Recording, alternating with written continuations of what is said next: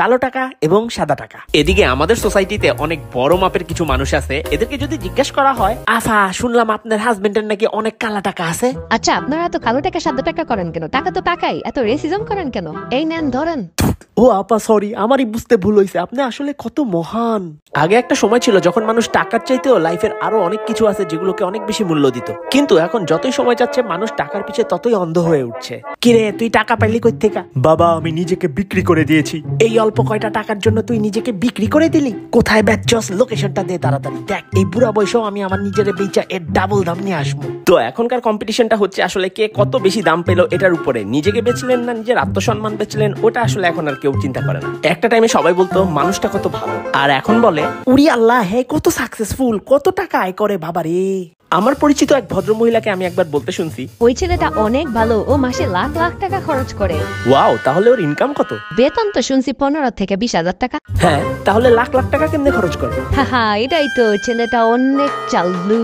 পরে জানতে পারলাম সে যেখানে চাকরি করে সেখান থেকে সে ভোগিচকি করে কোনোভাবে একটা এক্সট্রা ইনকাম করে, যেটা আসলে এক প্রকার চুরি। এদিকে তার আত্মীয় স্বজনের তারে নিয়ে গর্বে বুক ফুইলা ফাইটা যাইতেছে।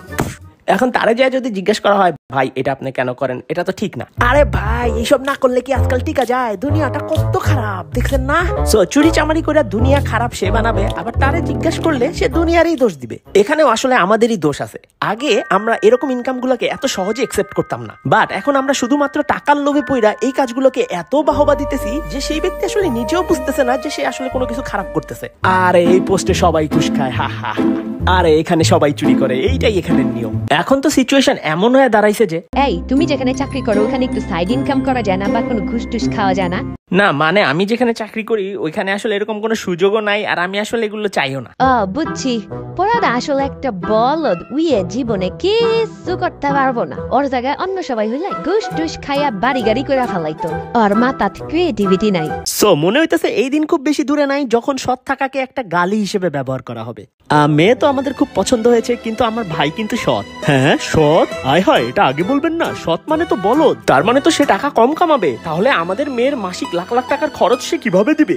আরে সৎ মানে ও আমার সৎ ভাই, এমনি টাকা পয়সা আয় করার ব্যাপারে সে একদম অসৎ। ও তাই বলো? আমরা তো একদম ভয় পেয়ে গেছিলাম। যাক, আপনারা অনেক আন্ডারস্ট্যান্ডিং দেখে ভালো লাগলো। তো আসেন টাকার কথাটা সেরে ফেলি। টাকা? হ্যাঁ, আমার ভাই তো টাকা ছাড়া একটা আঙ্গুলও লারে না। বিয়ে কি করে ফেলবে টাকা ছাড়া? 50 লাখ টাকা যৌতুক দিতে হবে। ছি, উপরওয়ালাকে ভয় করো। আজকালকার প্যারেন্টসরাও টাকা পয়সা বৃদ্ধি করার জন্য অনেক সুন্দর সুন্দর পন্থা অবলম্বন করে। শাইমা তো এইচএসসিতে আবার ফেল করছে, ওর পিছনে টাকা নষ্ট করে লাভ নেই। ওর একটা ভদ্র ঘুষখোর জামাই দেখা বিয়ে দিয়ে দাও। ওই অ্যানিমেল, বউরে এইভাবে মারতেছস কেন? এই তুমি চুপ থাকো। My husband is the best husband in the world. কাহিনী কি? হাজবেন্ডের হাতের দিকে দেখেন। ওরে খোদা, এদিকে টাকার বান্ডিল দিয়ে মারতেছিল। এই জন্যই তো এত টাকা দেখছস তুই জীবনে। আসলেই তুই একটা বলদ, জীবনে চলতে পারবি না রে। যা পরের ভিডিওতে আসিস। যেতেছি। ভাই আমারেও কি একটা বাড়ি দেওয়া যায়? একটু ফিল নিতাম। এই ভাই এইখানে না, আর আসতে মাইরেন। মা গরে I wanna be the greatest. Everybody on the fake shit. I look around and feel like everybody is the fakest. I make this every day and I'm impatient, hoping one day I blow up from the basement. Statement, the top is so vacant. I don't hear shit that I think is amazing. Waiting for my day when I'm playing